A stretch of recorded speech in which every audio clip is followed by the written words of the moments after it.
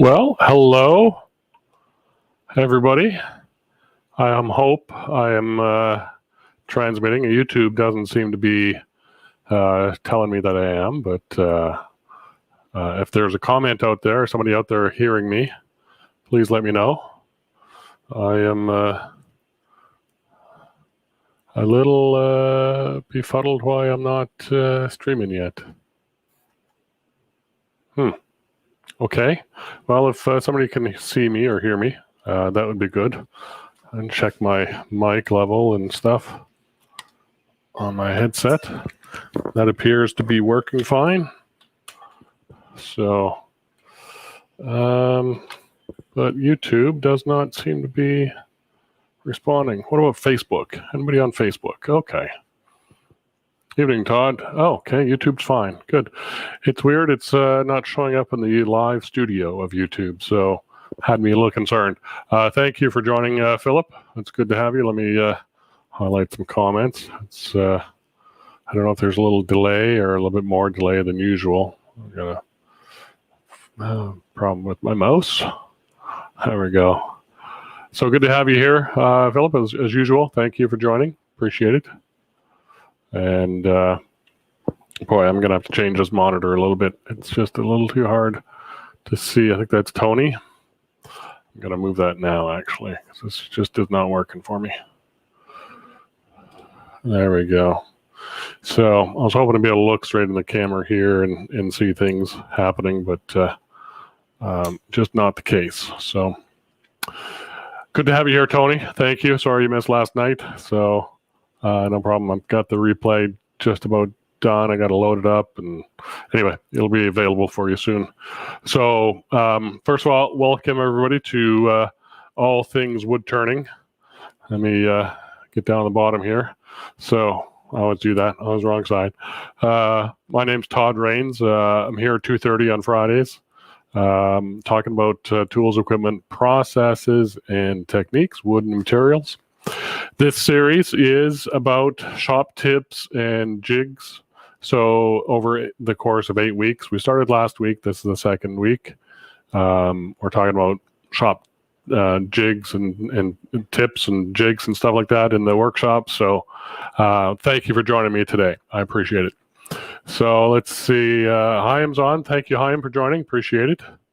And Tony, I can hear you fine. Thank you very much. Appreciate it. So it's good to see both Facebook and YouTube. So Tony's on Facebook. Whoops. Glenn is on YouTube. Hi, Todd. Hi, Glenn. Good to see you again. And Lowell. Love your video intro. Oh, yeah, good. I'm glad. So that I showed that last week, and I meant to ask last week, but I did have that. I created a sort of a 1 minute countdown timer video. So I'm, experimenting a little bit, and I think was the audio too loud on that? So let me know in the comments if the intro audio was a little loud. I don't know. I don't have control over it through StreamYard. I could do it another way, but good to hear that somebody noticed it and stuff. So thanks, Lowell. Lee, thank you for joining. Appreciate it. Good to have you here. And Philip is just on YouTube. Yep. Okay, excellent. So, yeah, there's the correction. And Tony, I've got a guy here doing some electrical work, so I'll be in and out. Well, that's allowed, Tony, I guess, if you got stuff to do. But we'll mark your attendance down. So, well done. Thank you.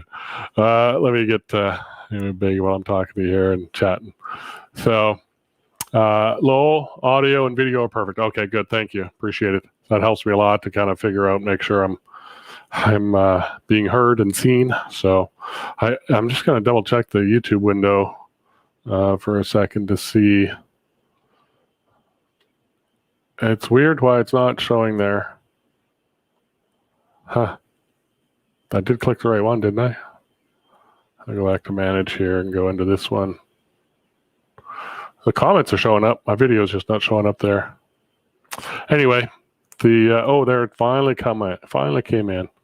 It's very strange. Anyway, if you ever do any sort of live streaming and stuff, there's always something to contend with and stuff. So, but anyway, let's carry on with what we're going to do today. And so I just wanted to mention a couple of things. First, thanks, Lowell, for noticing the intro, and appreciate that. I may stretch it out a little longer than 1 minute to give me time to kind of, make sure everything's set and make sure YouTube shows up correctly. So that may stretch. I may put it to like a 3-minute timer or something like that. So, but neither here nor there. I'll always be on at 2:30. And so shop tips and jigs. Last week, we looked at doing a Morse taper. So we turned a little Morse taper to fit into our spindle. So let me get over there now. There we are. We're on the lathe. I'll get down the corner, and I'm just going to mix that back. So on the and I haven't turned this overhead on yet. Do that now. Here's the spindle. We're just going to set the overhead slider. I forgot to do that again. Not a big deal. We looked at this little Morse taper we turned in oak. So we built a little template jig. I'll pull that out here in a second. And turned this little guy. So what I've done here in prep today is just glue it to a little chunk of 2x4. So we got another, it's actually a 2x6 or 8 or something like that. So we have another piece to make another one of, or maybe a smaller one. But if I put that aside, I pull up this little box of tricks. Now that we got this on here, let's go down to this end of the lathe a little bit. These are all the centers and stuff that I've created over the years, mostly doing spheres and stuff like that. So, I had a large cup center. I was doing a larger sphere, and then I turned it down to a smaller one. Same idea. And here is the little jig we talked about that helped us create the Morse taper. And so that is useful when turning these things. This is simply modeled off of any sort of taper, drive center or live center or whatever you have in your shop that you use. So you can use that, mark out some of the critical lines here. So take a look at that live stream. It's posted up on the website if you want to review that. So we've got the jig to make a bunch of Morse taper devices, and these just happen to be cup centers, mostly what I use since doing my spheres and stuff. So yeah, so that's what we're going to do today. I'll turn another cup center off of this guy. Very simple. All I did is when I turned this Morse taper, I left about a 5/8 inch diameter little end on it that was probably 3/4 inches long. Took the block over to the drill press with the 5/8 bit, obviously, and just used super glue or CA glue on this one because I wanted to get it set and done. I just did this half an hour ago, so glued it up. So it should be good to go. So some of the other things in the box here that go with my sphere cutting are little gauges. So if you're doing a sphere, and I don't know what size this one is, it's bigger than 2 11/16. It might be a little smaller than 3.5. So it's a 3-inch ball. So I've got different sizes for the different kind of stock I have and stuff like that. So this is kind of handy for when you're on doing spheres and stuff like that. And speaking of sphere turning, while I'm talking about it, let's go ahead and show this for a quick second. And I'll make myself big again here. The Woodturners Retreat, 6 turners, is on July 31. Probably start around 11 or noon Central Time, somewhere in there. Woodturnersretreat.com for tickets. But I will be doing a sphere turning demo, turning a sphere like this. And the reason why is because the last Woodturners Retreat demo I did, I turned this guy. Let me just hold it up here. Little oval box and stuff like that. So My lid for it is going to be a sphere. This one is too big, so I have to turn one a little bit smaller, maybe about a 2.5 inch. This one's got a little oval on me, but that was the sound of a wooden ball rolling on the floor. So that's kind of the idea of the Woodturners Retreat demo, is to complete that box. So I turned, like I said, I turned the box, I think, February 27th at Woodturners Retreat, and then we'll do the sphere in July. So yeah, so good little bit of kit for turning spheres. So also in here are drive or cup centers. This one is mountable in a chuck. This one is mountable on the 3/4 by 10 threads on the live center, and another mountable in a chuck, and another one that mounts on the 3/4 thread. This doesn't thread on; it just kind of sits on, and so it's not the best. It kind of wobbles a little bit, but it's got a chuck holding, so I can true it up, and yeah, we're actually going right through that one almost. So yeah, good use of 2x4 scraps. It's nice to use 2x4 material for these cup centers because it's a softer wood than most of the material you're going to be turning. So, you know, this larger sphere here is maple, and so having a softer wood as a cup center means it's not going to mar up the surface as much. You might still get some bruising, but not near as much as if you had a hardwood at the cup center on a softer wood. It would certainly bruise it up. So yeah, 2x4s, or pine or softwood like that is a good choice for cup centers. Plus, it's readily available and cheap. So let's go back over here. We'll see how this guy mounts in there. Let me get. I probably should have made this a little bit longer in terms of how close it gets, but it's sitting fully in there. It actually sits. There's a little collar right there at the end, and it doesn't hit that collar, which is good. So, so it fits fine. It's just I would have pushed it out a little bit more. So let's get camera 2. Let me catch up on comments, see if there's anything I've missed. So let me take that down. So Woodturners Retreat, everybody knows about.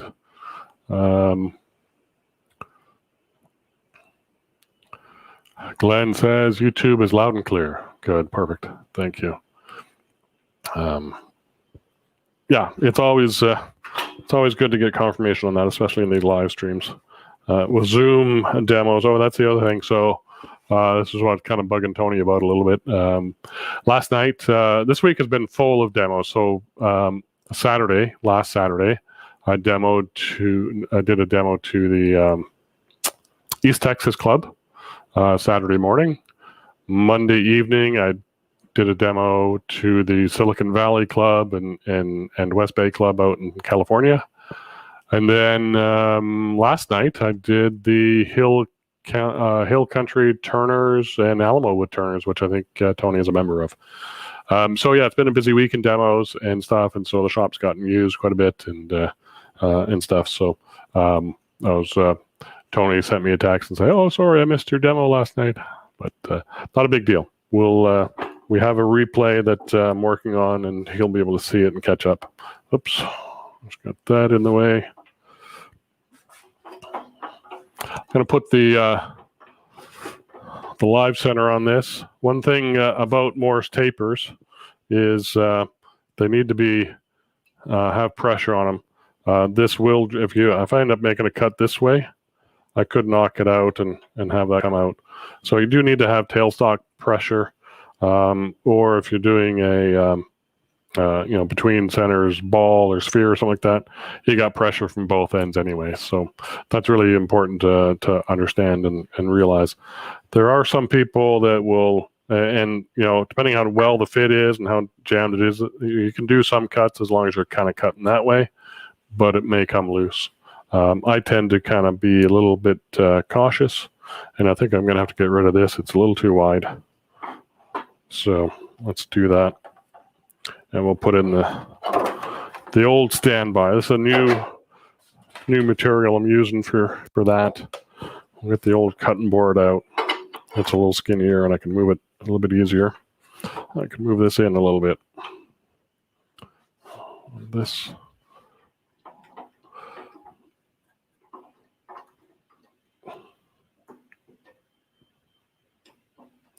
Okay, we're good and solid, tight there.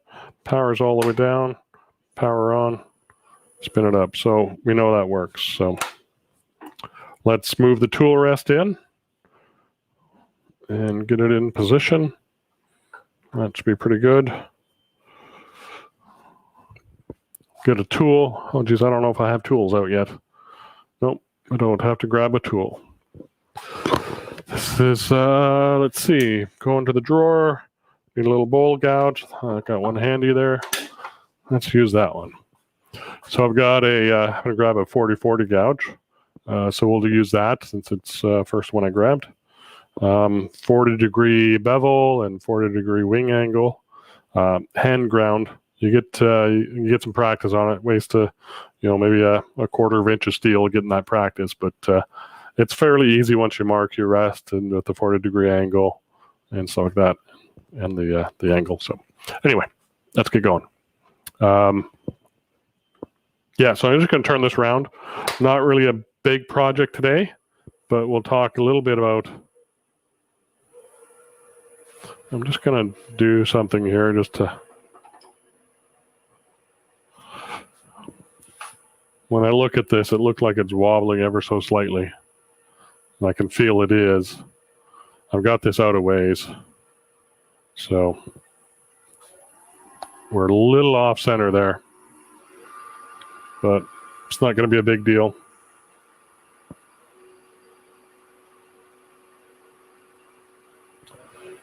Okay, 1500 RPM, that's plenty fast.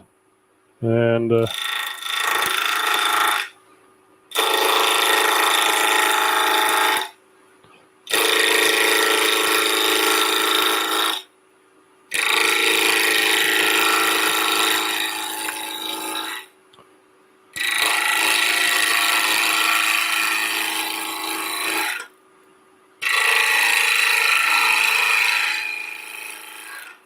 I was using this gouge Monday night, so I don't know that I sharpened it back up. It's seems a little hard to push through this stuff, so I think it's a little dull.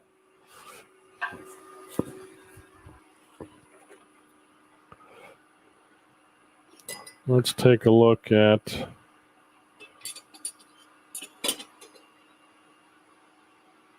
that one. Looks good.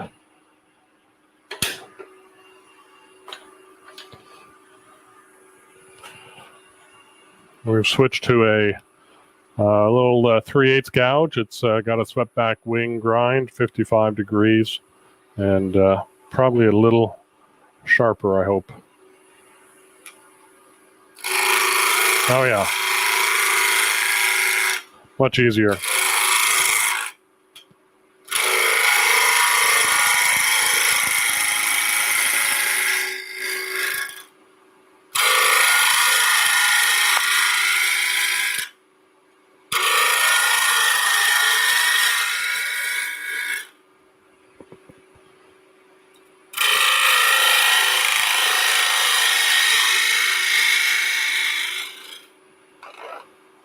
Still not quite there.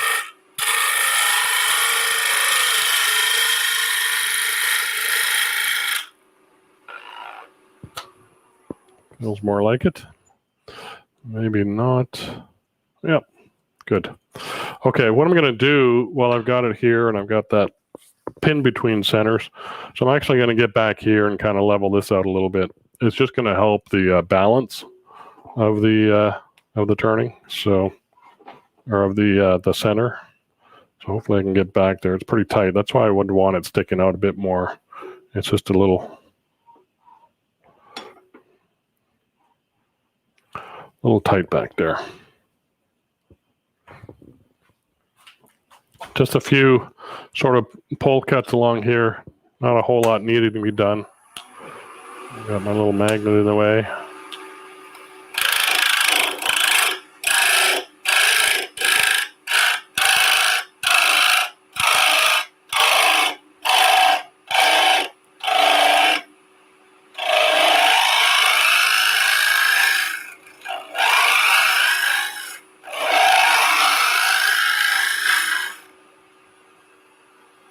That should work. Balance that up a little bit.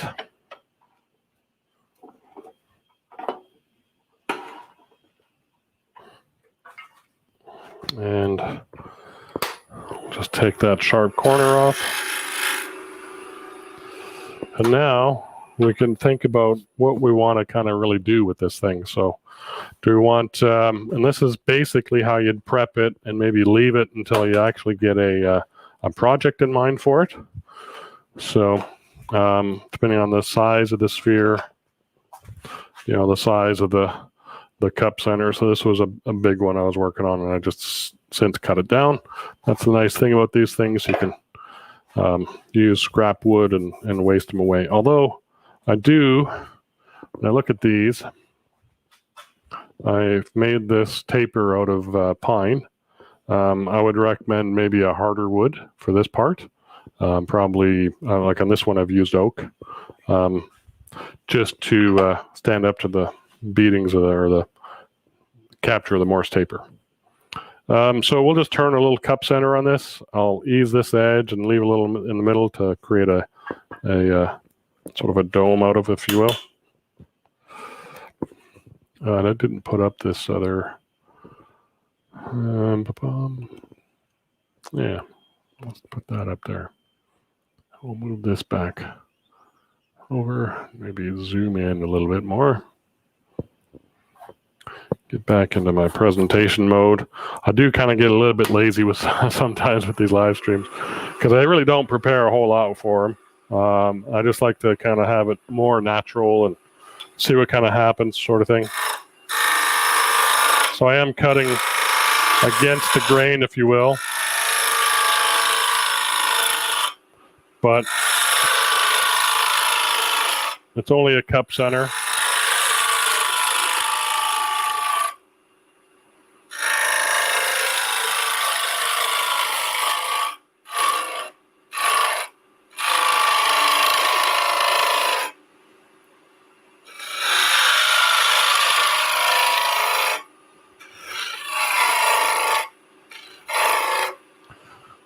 We'll go with that.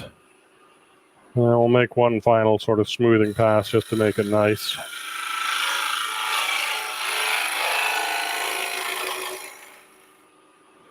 And then we'll ease that edge.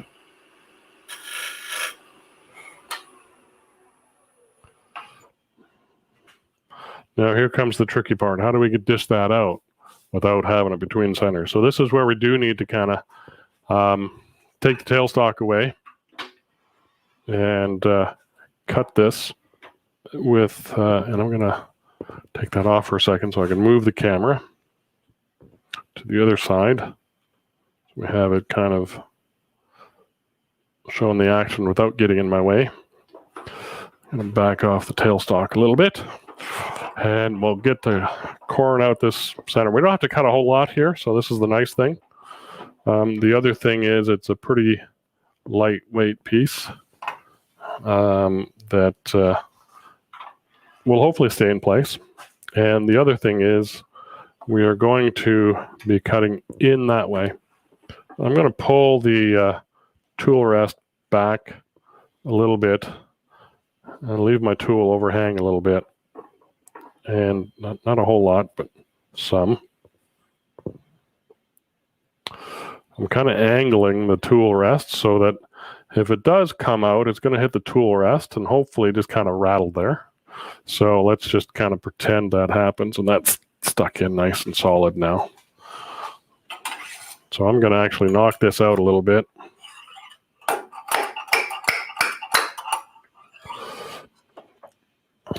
We shall kind of give it a an indication of what's going to happen if this comes loose. Turn it down.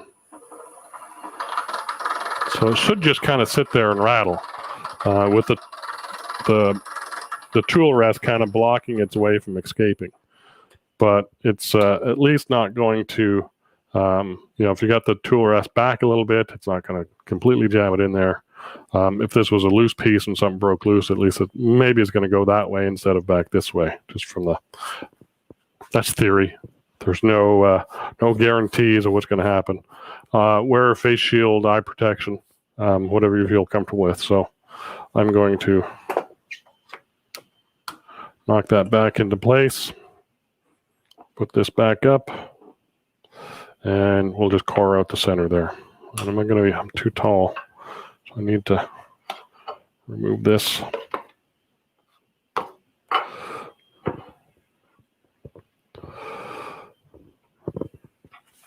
I'll stop for a second. Oops, bump that camera. I didn't put that on. There we go.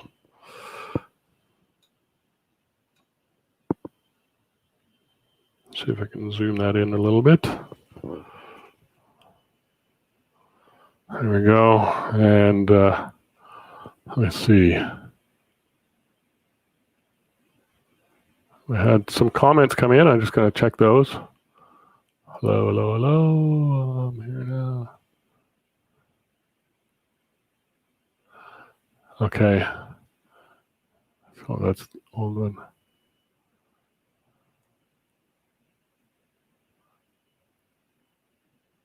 No, I thought that there was new ones, but they're not. So sorry about that. A little delay there. Okay, power on. Turn the speed dial. I always start the lathe.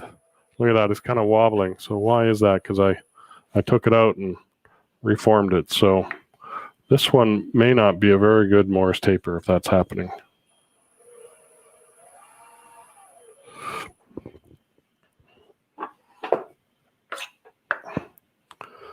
Yeah, I would probably maybe take that and reshape it. We could do it between centers right now, but let's just work with it the way it is. Whenever I do use these, by the way, I always typically reshape this cone part or the cup part. So I'll stick this in, and before I put my ball in there, I'll make sure it's smooth and recentered again. So I'm always continuously recutting these things anyway.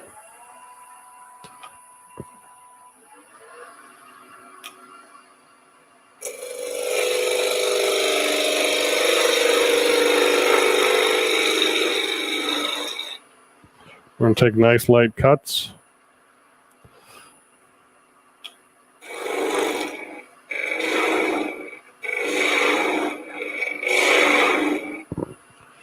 Well, that's up there. Good, good.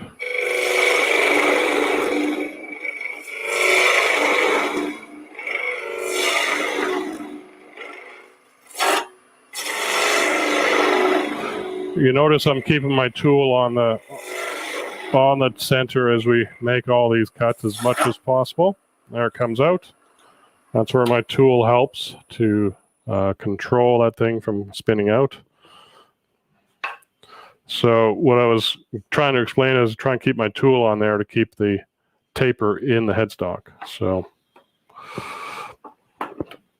these are all good learning lessons.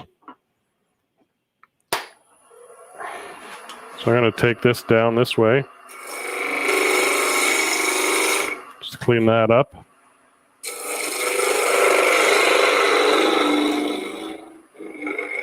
Keep your heel on there and keep the tool close, so in case it does come out, you've got some way to hold it there.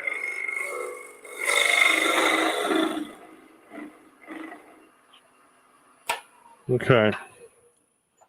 So we still got a bit of rough edge here. I'm going to have to take that down because that's kind of might interfere with the ball or whatever we're putting in there. But let's see how it kind of fits. So that's kind of what you want. You want the ball to hit around the rim and not the center. So you want it close, but not so close in the center. And this is why I need to fix this rim, because we do want full support all the way around. That's the most important of the cup center, is this rim. So let's fix that. And I'll take a cut back this way.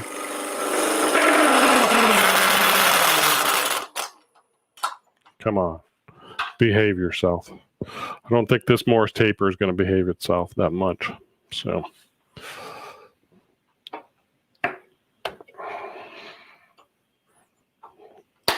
okay, let's try again. Lighter cuts.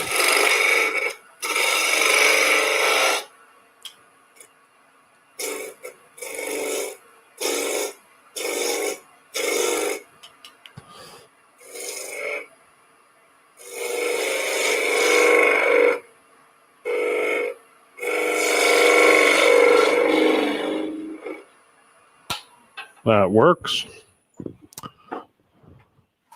And we got a good rim all the way around. And it's gonna, I think we're a little high in the middle, maybe. Yep, maybe. I'm gonna have to take off a little bit more in the middle. You can see, if I didn't make that obvious, I can see gaps here. So let me tighten this up a little bit. You can see that gap over there. So I'm riding somewhere where it shouldn't be. So it could be my sphere too. It's sitting, but it should be fairly round. This one hasn't moved too much. Stay.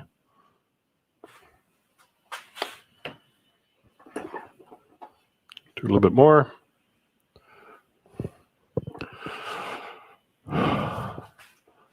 Oh, we got a couple more people joined. Charlie Taylor's here. Thank you, Charlie, for joining. And Nick, I really enjoyed the demo last night. Glad you did, Nick. Well, hopefully I can see a piston box from you soon.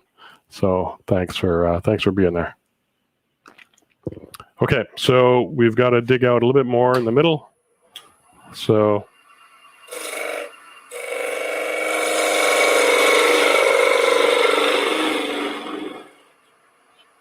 let's try that.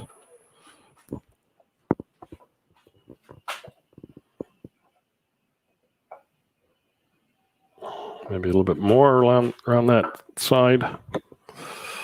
That ball just wants to roll on me.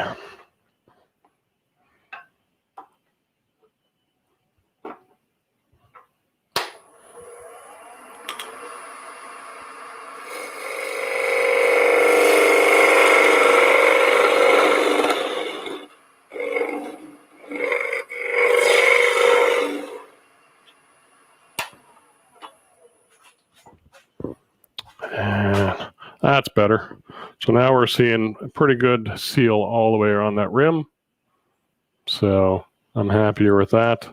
That's going to sit a much better. I think my ball is a little out of round. Yeah, there's a better. But it is a better fit. So that works there. Now let's look at the other end of this whole puzzle. I'm going to clear that. That's good. Oh, it fits in there. So what we do on the other end, got a couple of different ways of doing it. There's one. So let me take that off and widen this up a little bit. So we got the live center up here, and I've got this guy, and he kind of jam fits on there, and that actually is a pretty tight jam fit. I don't recommend this one. I'd have to rework it a bit. So if I put that on there and try and sort of thread it on, or get it somewhat threaded on, it kind of gets to a point like that, but the problem is it's not really concentric. Well, that's actually not too bad. That's better than it was this morning when I tried it. It's up, just before the live stream went live. And I would chuck this up and true this up a little bit, but I'm not going to do that right now. But that's kind of what you get. Speed all the way down. and you're holding a sphere, and I'd probably make this center a little bit smaller as well. Power on. So there's a little bit of wobble in this, not a whole lot, but some. But it's holding the cup pretty well. And if you're daring enough, you can move the sphere around just by, and I'll show that maybe underhand. So when I'm cradling this ball, I'm kind of pushing it that way as I take the tailstock pressure off. So I can move my sphere around and then tighten the tailstock in. As soon as it grabs, let it go. And there you go. Obviously you want to do that with a sphere that's somewhat smooth. So this is really what I do at sanding. If I'm sanding this, I'd sand there, slack that off, move it around this way, center back up, and sand again. So yeah, so that's not too bad. It's not the best center I've done. I would compare that to one of these other ones I've done. Let's take a look at this one. This is pine on pine. That sticks out quite a ways more. If I turn that, it's shiny all along here. So it's gripping quite well. And that's got very little run out on it. So this is a pretty good Morse taper. I like this one. So the other one I did, not so much. That's the way it goes, and that's how to tell the difference about what your... No, I didn't lock my tailstock down, that's why. That's kind of how to tell the difference, and that's gone a little off wobble because this guy's now wobbling a lot more, so I've kind of screwed that up a little bit. So how do we solve that problem? Well, I don't have a great solution for you at this point. But what I would want to do is get a 3/4 by 10 thread tap and tap this guy, and tap that on there so it's on solid. And I'd want it to hit all the way down to this bearing surface here. So if I show you this guy, which is a tailstock adapter for a chuck. This is another way you can do it. It's a little heavy on the chuck side, but I'll if I put this on here, you see this, it's got a slight washer face, and that is threaded 3/4 by 10 there, and that seats right down onto the right down onto that bearing surface. So that bearing surface hopefully is perpendicular to the ways of the bed, and therefore runs true. So what we can do in this instance is actually put on I don't have that size chuck. I got heavy chucks. I would use a much smaller chuck than this typically. I could put, that's a little crazy. Let's do it. Let's try it. I've got my little Nova chuck here, which is fairly lightweight, but it's 1 by 8. But I do have my adapter. I have my one-way Talon chuck, but it's got these spigoted jaws on. So we'll just try it and see how this much weight on this end, that bottoms out against there, so that's good. Now the chuck goes on. This is kind of overkill, but this is another way to go about it. That bottoms out nicely. And we'll take one of these cup centers and stick it in there. Much easier just to get a 3/4 by 10 tap and do that. The nice thing about this solution, though, is you can take this whole assembly and now turn it on here and true up this face. So you can take the whole assembly off, put it on your headstock, and true it up. So let me, it's a little wide. Let's see how well this runs. Gotta take that out for sure. That'll be a little crazy. So not too bad. Let's put our sphere between centers. I remember I haven't trued this one up at all, but it was running fairly true. And this one I do need to true up because it's a little gappy there. It could be the ball. I think it might be the ball more than anything.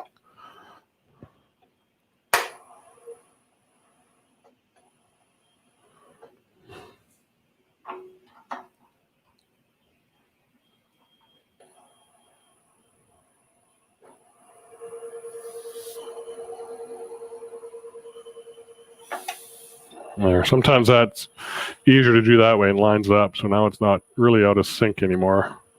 So that works. One thing I will show you though is that all these little marks on my sphere, little round rubbing marks, are all from this guy because he's a little bit harder than the maple. They wouldn't be from this guy, I don't think. So something to be aware of in terms of what you're going to use. So I would turn another one of these out of pine and put it in there. In fact, I got one. We can. This is probably what I would recommend if you're doing this kind of stuff.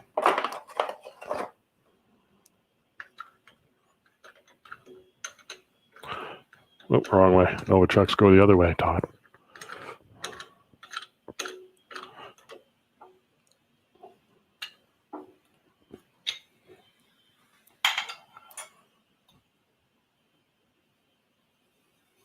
Feels not too bad. So this softer cup, that softer cup should work well.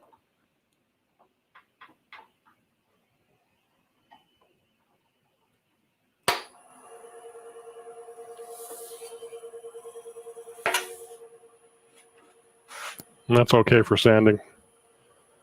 I would even up this chuck. Well, let's just do that. Why don't we, right? We'll see how well we can get this thing running. If it makes a difference. The other thing is affecting this is that I've got so much weight out here on this live center. It's really not meant for that much weight.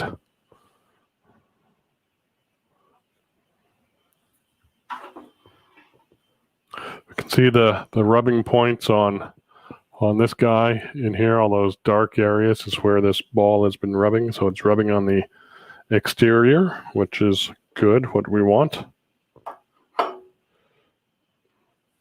We'll just take our gouge, and I really have to move this back quite a ways. Get that tool to swing. Take our gouge and just clean that up a little bit.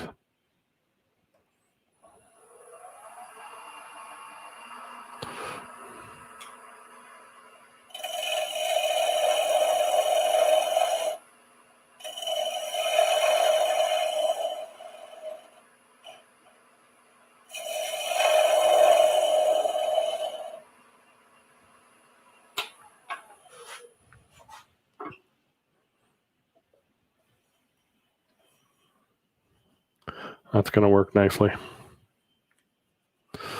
Okay, so let's swap this guy out. Now that I got that all, I probably should have done the other one first, because I might have to do this one again.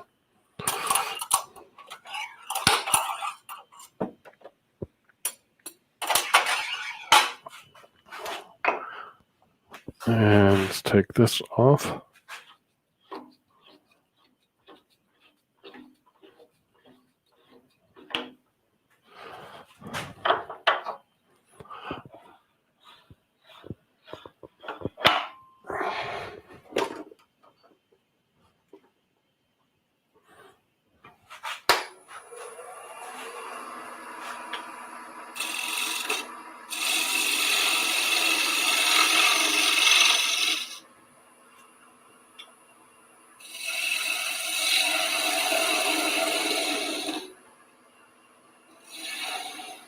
Oh yeah, we're broke through the middle on this one. I gotta remember that. Let's see how that works. That's going to work fine. Okay, so now take this back off here, and then we'll put it on the other side. Oh, good. Let's see what's going on here. We have got, Glenn says, yes, take light cuts, not Joaquin type cuts. Okay, Joaquin's a beast on the lathe, is he? I did get a chance to teach with him at Wendy's a couple of years, 3 years ago. So nice guy. And Cindy, good to have you here. Thank you for joining. Appreciate it.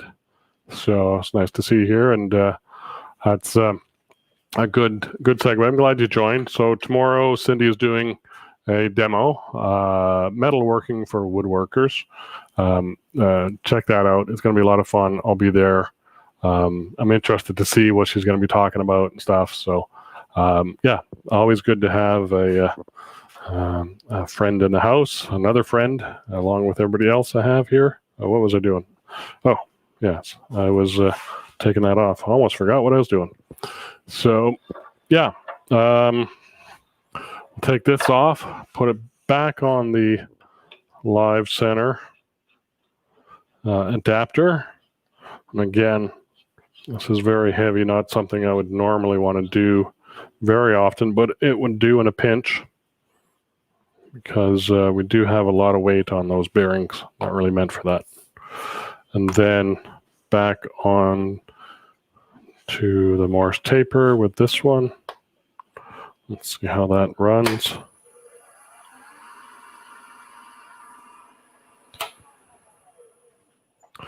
Let's see how it goes together.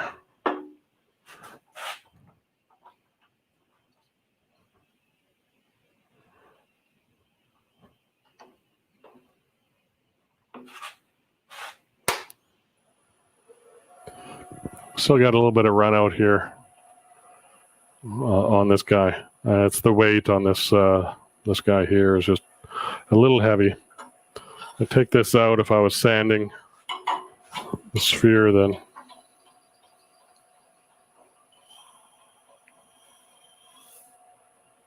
There, that you're able to kind of level it out a little bit by just putting pressure on this guy by holding the sphere against it and trying to get it centered. But you do end up with some rubbing marks on the end of the sphere. And if it's pine, it's not so bad to get out. But if it's something else, it's a little harder. So these are running nice and true. I don't feel a whole lot of run out.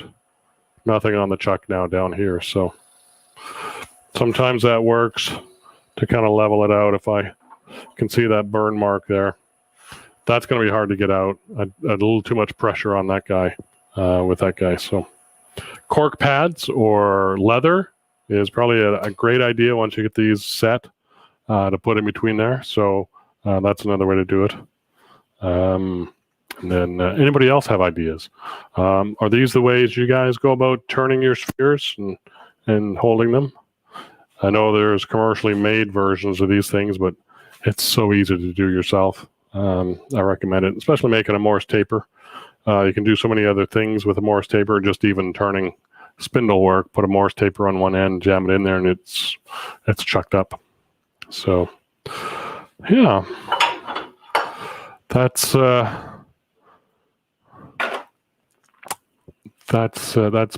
probably a lot there. I'll just take questions if there are. Cindy's saying, great to see you doing your live streams again. Thank you, Cindy. Appreciate it. Yeah. You're going to have to check out the intro I made. So maybe get a chance to watch it back. So we talked about it earlier. I did want to, where is the, oh, I didn't set that up yet. I can do that quickly though. Do that, and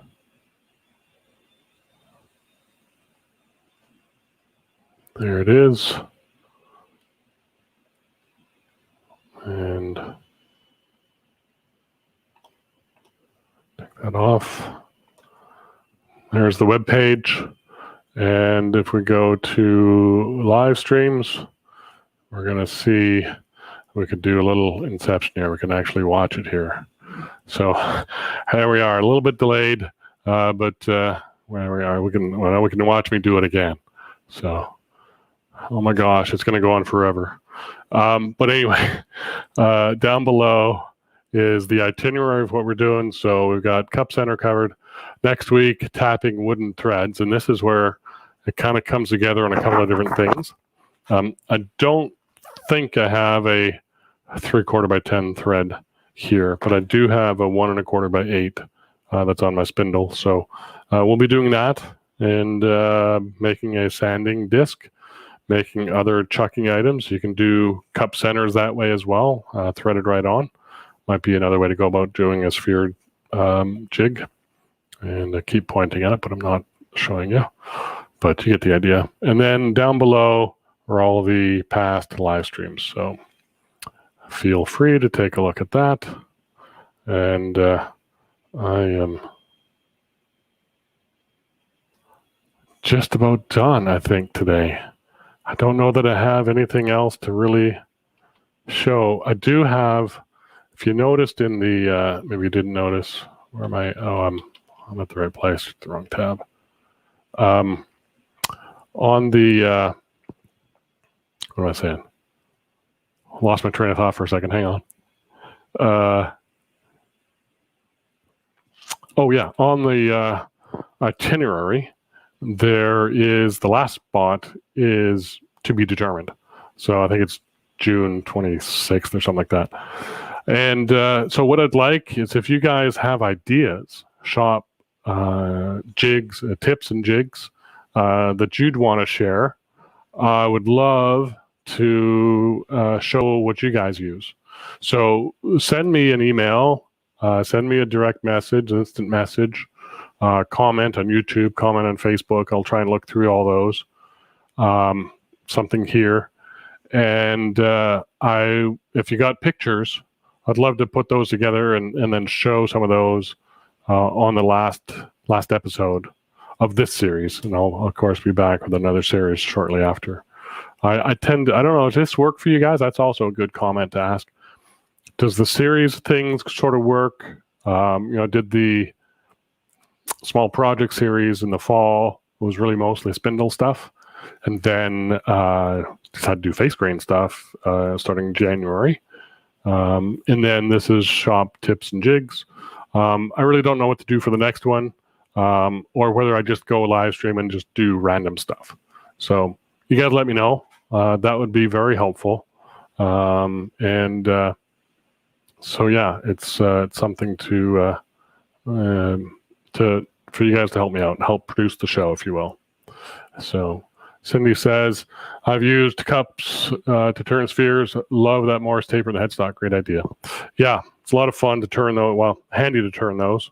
And, the first step is creating this little jig. So do that, and you're set for creating them as we did last week. So excellent. So let me... Cindy's got more to say. Love the live streams. The time is awkward for working people. I miss a lot of them because of that. Yeah, I realize that. But I like this time for me. So it works for me. And I'm just going to keep it here. I've kind of taken this time slot. I know there's still a lot of people working age, but most of our clientele is perhaps close to retirement or, and the reason I 2:30, and I mentioned this in the last live stream, I think at the beginning of the series. I maybe mentioned it the last week, I'm not quite sure. But years ago, when I was working, the wife and I, Shelly and I, lived back in Calgary. We were dating because we were working at the same company. And actually, we didn't date when we worked at the company, but we were good friends and colleagues and stuff. The company shut down on Fridays at 2:30. So it was, okay, well, let's go have a beer after work on Fridays. So this is 2:30 on Fridays. Doing that back then for all those years, working with Shelly and a few other good friends from way back then. I think I was 22, early 20s. And they always seem to ask me where we're going to go for a beer, local breweries or pubs or bars around the area. So I got known as 230 Todd. So Friday afternoons at 2:30 kind of hold a special place in Shelley and I's memories. So that's mostly why. And I realize I am now sitting a little bit small behind the comment. So that's why. And yep, 2:30 Todd. Yeah. Are you going to SWAT? So that's a good question. SWAT registration has opened up. To be honest, I haven't decided yet. Still looking at the risk factors, the cost factors, and other stuff. So have not decided yet. But it's there's a lot of different people have a lot of different opinions about this whole how to live and operate in this sort of pandemic and stuff. So it's personal choice, and so we'll see. I'm not making a commitment right now. So let's end the show again. Send me your comments on what other shop tips and jigs you guys use. Send me photos so we can put a collage together for the last episode.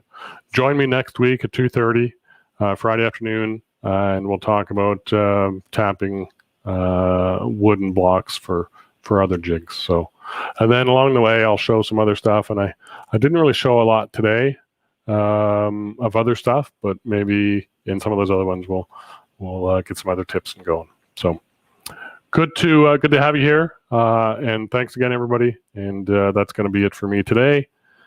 See you later, and have a great weekend. Okay. Bye for now.